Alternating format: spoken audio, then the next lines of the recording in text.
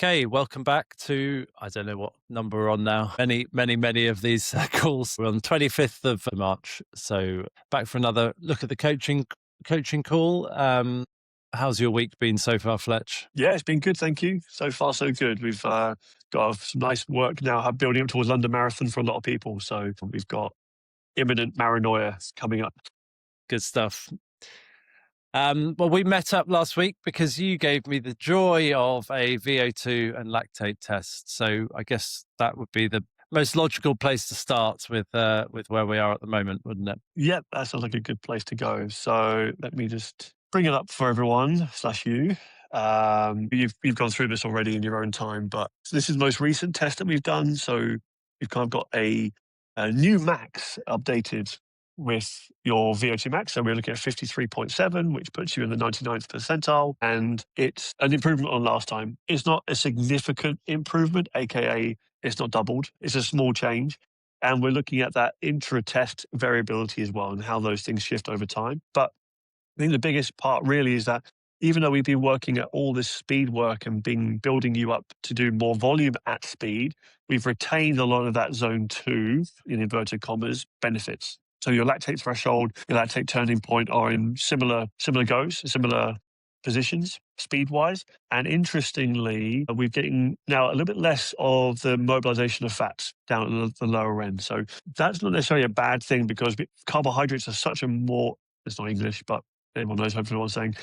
Carbohydrates are much more efficient to use as a fuel source because you get more bang for your buck anyway. I think there's a lot of this talk around maximizing fat oxidation during exercise, and it's a very expensive fuel source. So that's not a bad thing. We're getting a reduction in fat oxidation because we want to be using more carbohydrates more during the current block of training because we're looking to develop that system. But having said that, it also gives us a low-hanging fruit to work on now as we start slowing down the speeds a little bit in the next block of training, lengthening out the long runs and getting a bit like you did last weekend, Yeah. lengthening out the sessions a little bit, Yeah. giving a bit more time on feet. We're now hopefully going to start to develop the system more. We'll come on to VO2 max in just a second, but running economy is still looking really good.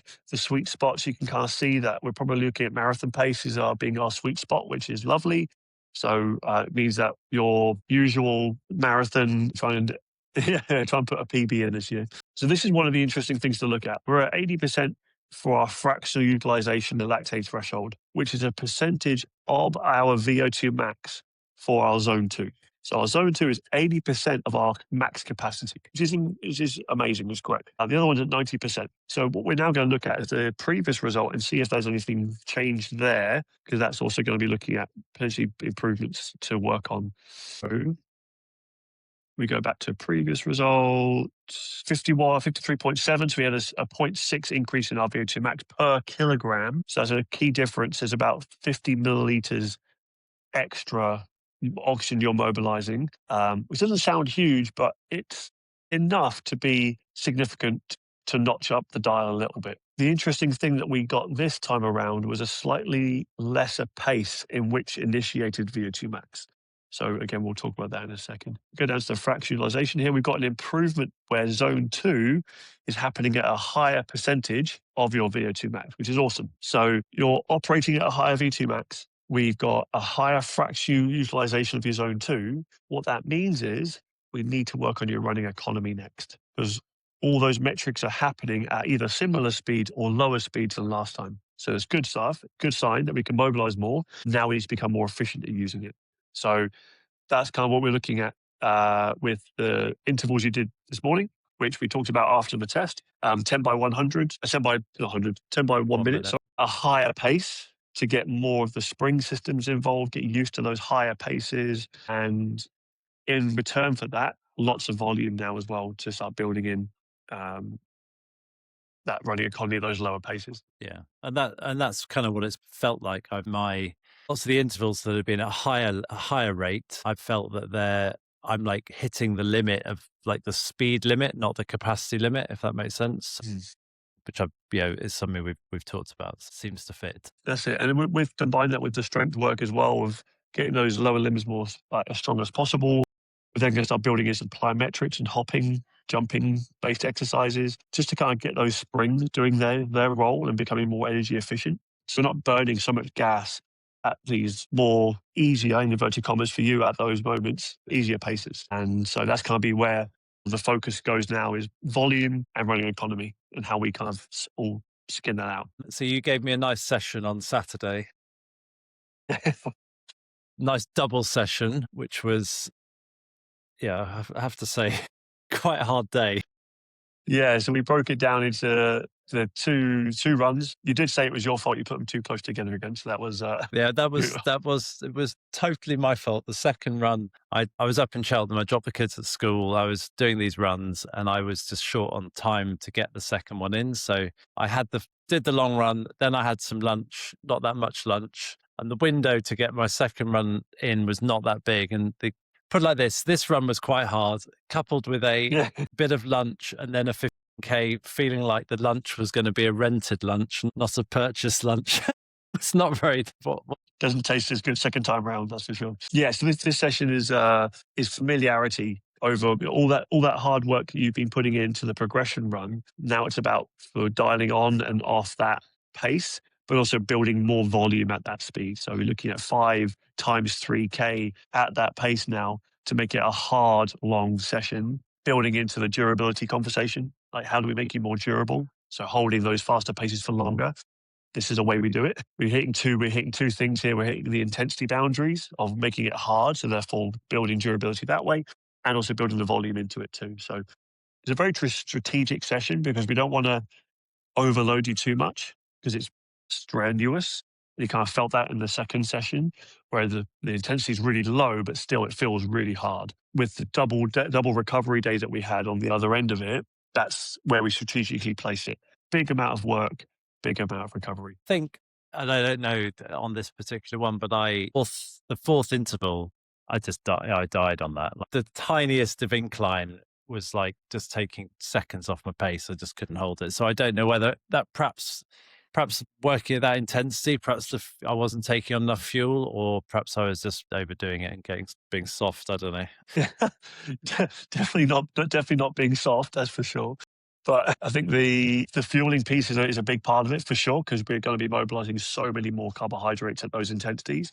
Like, if we go back to your scores, at 14 kilometers an hour, where are we? So at 14 kilometers an hour, we are shifting about 5.2 grams of carbohydrates per minute. So, 15 minutes go by, 20 minutes go by, 3 kilometers go by at a 4:15 pace. My maths is horrendously terrible to be working that fast. I was trying to say it and work it out at the same time. It just wasn't working. So 4 minutes times 3. So if it was a flat 4 minutes K, that'd be 12 grams of carbohydrates per rep times 5. That's 60 grams of carbohydrates just for the work, let alone the recovery, let alone all the 20K you're doing before that as well, or the 15K you're doing before that as well. So you're never going to be able to replenish that in ingesting it, because you can't replenish whilst you're working it. You're just going to offset the fatigue through using blood sugar with gels and tailwind and other companies that are available. Yeah. So yeah, fueling is a massively important part of those sessions, because it's now going to be, how do you get the carbs into the system to fuel the work that you're going to be needing them for? Yeah. Yeah. Well, next time round, hopefully, when that session appears next time, I'll bear that in mind. Hopefully, it's not too soon. Well, So, and yeah, without shaking the same rattle, you need that fatigue in order to create the adaptations. yeah, And so there's a bit of a bang for buck situation of, like, fueling is so important. We know that, but also so is depletion, because depletion is what drives the adaptation piece. So we've got to try and offset, okay, well, how much depletion do we want in regards to the session adaptation? But we also want to go in prepared so we can hit the quality. I was less conscious of the quality on that kind of session, and we were more focusing on depleting the carbohydrate stores, because that's where the 2 days of extra recovery comes in at the end. That's where you replenish. That's where you drive the adaptations and get the body to bounce back. yeah. Well, if depletion was your aim, you definitely definitely achieved it. Yeah. No, it's good. It's a different session to that. Yeah, I guess that progression run I've been really getting used to, and I guess to a certain extent enjoying. So it was nice that you spotted that enjoyment and thought, I'll just take take it out Crush it. Yeah, crush it. So yeah, anyway, that was good. So we've talked about the VO2, the lactate test in the past, but I think you took some videos, so we'll try and edit that in when I post this up. But yeah, in terms of the actual protocol, maybe just talk through that briefly so people are familiar with how it works. Just Yeah, the yeah. setup of it. Yeah, no, for sure. So we take a resting lactate level first. And the priorities are that we want you to be relatively fasted when you come into the lab environment. Not always possible. It's busy. I'd much rather you be fueled. So if it is a research project, we would try and standardize it by fasting. But we were relatively fasted when we came in. I remember that one. So resting lactate level. And then off the back of that, we get you to do your general warm up. There's 3-minute stages that we take you through. And each stage, we increase the pace by 1 kilometer an hour. And we keep on going all the way up until you can't continue anymore. So these tests are normally separated, and we do a lactate profile first, and then we would do a VO2 max separately. That again would be much more research bound, because ultimately we don't see a huge difference in VO2 max between the 3-minute protocol that I just described and the more traditional 1-minute protocol, what we call a ramp test. So if we were just going to get it all done in one single test, save a little bit of the gas tank for training, I'd much rather do that. So that's what we used previously. So we standardized it by doing it again. No, it's quite fun, relatively. Okay, Yeah. yeah, So good stuff. the mask itself is there to basically measure the difference between the ambient air oxygen levels and the exhaled air oxygen levels, and that difference is around about 5% usually. So we take that 5% difference, and then we look at how many times you're breathing, and then we look at how much oxygen you've actually consumed, and that gives us all the other metrics around fat ox and carbox and so on, how much carbon dioxide you're putting into the air. So it's quite important. I know the VO2 max is becoming a very interesting conversation. There's a lot of products on the market now that are designed to measure or estimate VO2 max. But my personal opinion on it is if it's not a highly calibrated machine, it's probably going to be quite inaccurate. And if it's estimating VO2 max from something like heart rate or pace, then it's not actually measuring oxygen, therefore is not actually VO2 max. It's an estimated or a correlated metric. Yeah. Well, we see that. I mean, I look at the Strava and other systems that do all this kind of AI kind of estimation. And as I dial these sessions in, and I've got real numbers matching against real testing, there's a big divergence between the kind of stuff they talk about and what's actually happening on the ground. And I see it with, because of course they're trying to imply things from certain data points. It just becomes, when any of the data is a little bit off, it's just like wildly out. We probably shouldn't open that can of worms fully. Just tease it open a little bit. Yeah, exactly. So next week, I'm away. I'm going away skiing next week. So we have a bit of a different plan to bring together, don't we? So this coming week, I'm driving out. So Friday, Saturday are a bit more different, which means you can't give me last week's Saturday run on this Saturday. But yeah, unlike most people who take chairlifts up the mountain, I'm obviously wired up a bit differently, and I tend to skin or skin up the mountain, certainly for a few of the runs. So I think the idea is to incorporate that into the training and make it a slightly different week. Yeah, I mean, if you were going to sort of peel back the physiology piece of that again, is like the population that has the highest VO2 max sport wise is the Nordic skiers for sure. So there's something in that, not only the altitude but also the low intensity volume that they do. So if there's an opportunity to do that, why not do that? You're obviously not going to be there for 3 months, which is what we would want to see from a training block of that stuff, but it's enough to get some stress into the system. So we can reduce the amount of running we're doing. We can get the work in other ways.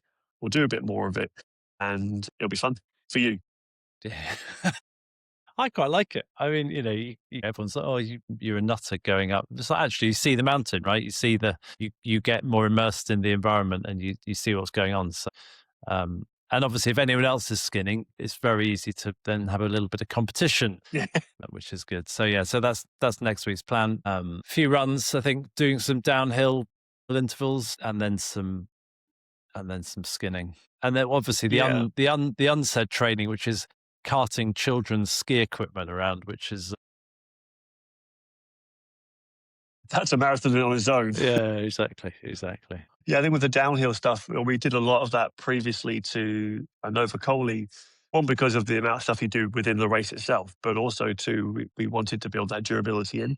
So it's an easy win. If you've got a 5K downhill, we can definitely build that in to get the same outcomes. But it'll be something we want to try and continue on with as you get back to normal anyway. Like the jumping off the bench that we used to do, those kind of things, starting to build back into how do we last that mountain range that you were talking about? Actually, we've got a cool video we put together.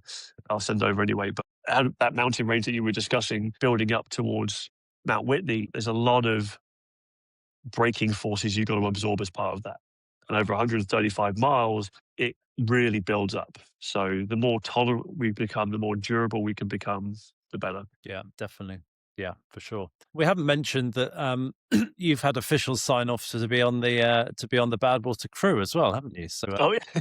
you've Fletch is part of My the application was accepted. yeah. Well, it was more your getting sign off from your boss. That was what we were waiting for. So yeah, so Fletch is joining the support crew. So the four crew of Brad, Rich, Fletch, and Nick. So he'll be able to give a ringside seat on what the whole thing unfolds. Very, very excited about that. More like my holiday slip was accepted. That's what I'm more excited about. Exactly. But yeah, I'm really excited. Actually, I'm speaking to a guy who crewed it a couple of years ago for next week. So we're going to try and sit down with him and just go through the logistics. He's also a sports scientist, physiologist as well. So we're going to nerd out on the heat protocols that he was working on previously to that. And how do we get you to be as prepared as possible for all eventualities? And also then the first aid part, we were discussing, like, we don't need a full paramedic facility there, but what bits would be necessary for the terrains that you're going to be going on. So just discussing shop a little bit. Yeah, no, I think, well, Brad, I was talking to Brad yesterday, and there's a whole ice process from, keeping ice cold, keeping drinks cold, to what do you do with all the water that's come because of all the melted ice, and how you kind of work it all out. So I think it's there's quite a lot to do, but it's it's exciting. It's exciting. Yeah, for sure. Good stuff. Well, I think that's it for this week. I've got a weight session to do later, and then a week of skinning up the mountain and running down it to keep me going. So good You have stuff. to work out some kind of relay where you skin up, run down, leave your skis at the top, give a chairlift to the top again, ski down, skin up. I know. Well, I used to not. I've changed my skis, so I've got and boots, so I've got skinning. But I used to not have it, so I used to snowshoe up with the skis and boots on my back, and that was just brutal. They're so heavy, and then you get to the top of the mountain and start trying to put ski boots on, like in the snow, but it was not the way to do it. So I'm a little bit more organized these days. So. Love it. Modern technology wins again. Yeah, exactly.